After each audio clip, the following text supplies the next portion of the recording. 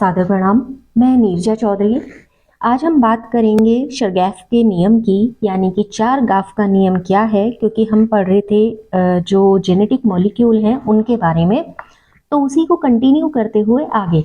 Last video में हमने purines और पिरिमिडिन्स के बारे में पढ़ा था, उनके स्ट्रक्चर के बारे में पढ़ा था, और हमने ये पढ़ा था कि किस तरीके से थायमिन, एडेनिन, ग्वानिन, साइटोसिन ये स्ट्रक्चर फॉर्म्ड होते हैं। और आरएनए और डीएनए में थायमिन की जगह पर क्या होता है, डिफरेंस क्रिएट करता है यूरेसिल का होना। आरएनए में यूरेसिल होता है और डीएनए में यूरेसिल की जगह थायमिन होता है। तो उसी को कंटिन्यू करते हुए आज डीएनए स्ट्रक्चर को कंटिन्यू करना है। तो उसमें सबसे पहले चारगैफ या शरगैफ के नियम की बात करेंगे, शरगैफ्स रूल की बात करेंगे। हिंदी मीडियम में इसको चारगाफ करके ही बोला जाता है। उससे पहले कि हम वीडियो स्टार्ट करें, आप सभी से अनुरोध है, प्लीज चैनल को सब्सक्राइब कीजिएगा, कमेंट जरूर कीजिएगा, लाइक कीजिएगा, शेयर तो जरूर कीजिएगा। बहुत सेलेक्टिवली कंटेंट बना दें, इसीलिए कई बार कई दिन का गैप भी हो जाता है, तो कंटेंट थोड़ा सा स्टैंडर्ड बनाने की कोशिश करते हैं। आप लगातार साथ बने रहेंगे। उसी के साथ जो टॉपिक है स्टार्ट करते हैं। देखिए, जो शरगैफ का रूल है, शरगैफ के रूल के अकॉर्डिंगली 2-3 कंडीशंस को अप्लाई किया गया था। शरगैफ रूल्स से पहले क्या हुआ था, लेविन ने यहाँ पर एक मत दिया था अपना। उनका ये कहना था कि लेविन का लगभग 1909 और 1910 के बीच की बात है। एक्चुअली लेविन को इसलिए यहाँ पर कनेक्ट कर रहे हैं ताकि ये शरगैफ को समझना आसान हो जाए। तो डीएनए के जब उन्होंने स्ट्रक्चर दिया था लेविन ने, तो डीएनए स्ट्रक्चर को ज्ञात करने का सबसे पहले प्रयास किसने किया, इसका क्रेडिट जाता एक्चुअली लेविन को ही है। ठीक है, सबसे पहले उन्होंने ये कोशिश की थी और अपनी टेट्रा न्यूक्लियोटाइड हाइपोथेसिस के द्वारा उन्होंने बताया था कि पहले चारों प्रकार के एक डीऑक्सी राइबो न्यूक्लियोटाइड और मॉलिक्यूल जो होते हैं एक निश्चित क्रम में जुड़े हुए होते हैं, यानी कि एक स्पेसिफिक सीक्वेंस में ये जुड़े हुए होते हैं, निश्चित क्रम में जुड़े होते हैं। और जब ये निश्चित क्रम में जुड़ते हैं तो छोटी छोटी टेट्रा न्यूक्लियोटाइड चेन बनाते हैं, जैसे ATGC। ऐसी छोटी छोटी ये क्या बनाते हैं, चेन बनाते हैं, जो टेट्रा न्यूक्लियोटाइड चेन कही जाती है। फिर ये चेन एक दूसरे के पीछे जुड़ती चली जाती हैं। फिर यही चेन किस में कन्वर्ट हो जाती हैं, पॉली न्यूक्लियोटाइड चेन बनाती है। ठीक है, इतनी जो बातें बताई गई थी, ये बातें बताई गई थी किसके द्वारा, लेविन के द्वारा। तो अगर उनकी इस हाइपोथेसिस को समझें तो इसके अकॉर्डिंगली डीएनए के हर मॉलिक्यूल में 4 डीऑक्सी राइबो न्यूक्लियोटाइड मोनोमियर होते हैं, और इन मोनोमियर की संख्या जो होती है वो क्या होती है, बराबर होती है। ऐसा नहीं है कोई ज्यादा है या कोई कम है, इनकी संख्या क्या होगी, बराबर होगी। और इसी हाइपोथेसिस के अनुसार डीएनए मॉलिक्यूल में बहुत वेरिएशन की गुंजाइश भी होती है। और अगर ये कहें कि वेरिएशन की गुंजाइश होती है, तो लेकिन ये जो गुंजाइश है ये बहुत ज्यादा सीमित है। ऐसा नहीं है कि टोटल उसका स्ट्रक्चर चेंज हो जाएगा, तो उस चेंजिंग में भी कुछ ना कुछ यहाँ पर वेरिएशन है, बट इन लिमिटेशन। लेकिन इसे बहुत ज़्यादा एक्सेप्ट नहीं किया गया था। और उसके बाद लेविन का जिक्र इसलिए कहीं नहीं आता, लेकिन जब उसका एक बेस तैयार कर दिया गया, उसके बाद जो शरगैफ थे, शरगैफ ने लेविन के जो मत थे उसको बिल्कुल डिनाई कर दिया। और 1950 की बात है, शरगैफ ने रूल प्रेजेंट किया यहाँ पर, जिसके बाद उन्हीं के नाम से इस रूल को जाना जाता है। इरविन पूरा नाम था इनका, इरविन शरगैफ।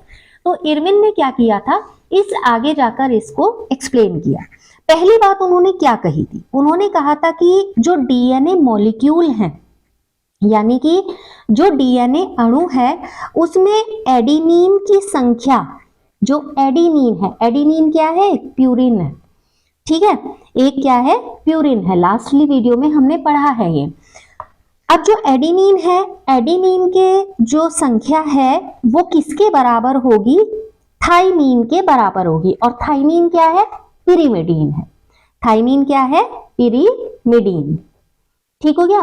तो एक प्यूरिन और एक पिरिमिडीन, ये आपस में क्या करते हैं, पेयरिंग करते हैं। तो उन्होंने ये कहा कि डीएनए मॉलिक्यूल में जो एडेनिन है और जो थाइमीन है यानी कि प्यूरिन है और पिरिमिडीन है, इनकी संख्या बराबर होती है। ऐसे ही क्या होता है, ग्वानीन, ग्वानीन भी क्या है, प्यूरिन है। ठीक, तो ग्वानीन के साथ किसकी पेयरिंग होनी थी, ग्वानीन के साथ पेयरिंग किसकी होती है, साइटोसिन। किसकी पेयरिंग होती है, साइटोसिन की। और साइटोसिन क्या है, साइटोसिन है पिरिमिडीन। ठीक हो गया। तो यहां पर क्या होगा कि एडेनिन के साथ पेयरिंग होनी है थाइमीन की और ग्वानीन के साथ पेयरिंग होनी है साइटोसिन की। तो ये दोनों क्या है, ये दोनों है पिरिमिडीन और ये दोनों क्या है, प्यूरिन। ठीक हो गया। तो उन्होंने ये कहा कि इनके नंबर बराबर होते हैं, जितने एडेनिन है उतने थाइमीन होंगे, जितने ग्वानीन है उतने ही क्या होंगे, साइटोसिन होंगे। तो पहली बात तो इन्होंने ये कही। अब इन शॉर्ट इन्होंने कहा कि जितने प्यूरिन्स हैं उतने ही क्या होंगे, पिरिमिडीन। ठीक है, पहली बात इन्होंने जो शर्गैफ ने बताई थी वो ये थी। दूसरा उन्होंने क्या कहा कि जो अलग अलग स्पीशीज होती हैं तो अलग अलग स्पीशीज में अलग अलग डीएनए होते हैं। तो अलग अलग स्पीशीज के डीएनए में एडेनिन और थाइमीन और इधर ग्वानीन और साइटोसिन, इनका रेशियो अलग अलग स्पीशीज में यानी कि इनका अनुपात अलग अलग स्पीशीज में अलग अलग हो सकता है। ऐसा नहीं है किसी एक स्पीशीज में जो अनुपात है किसी दूसरे में भी इन दोनों बेस पेयर्स का या प्यूरिन पिरिमिडीन का जो रेशियो है वो बराबर हो, वो अलग अलग हो सकता है। लेकिन अगर कोई एक स्पीशीज है, माना स्पीशीज तो बहुत सारी होंगी, ABCDEFGH हो गई, तो ए का जो ये अनुपात होगा वो अलग होगा, डी का अनुपात अलग होगा, जी का अनुपात अलग होगा, लेकिन ए के अंतर्गत जितने भी यहाँ पर आ रहे हैं उन सब में ये अनुपात क्या होगा, इक्वल्स होगा। ऐसा नहीं है कि उनमें आपस में ये अनुपात गड़बड़ा, उनमें इक्वल्स होगा जो एक ही जाति के होंगे।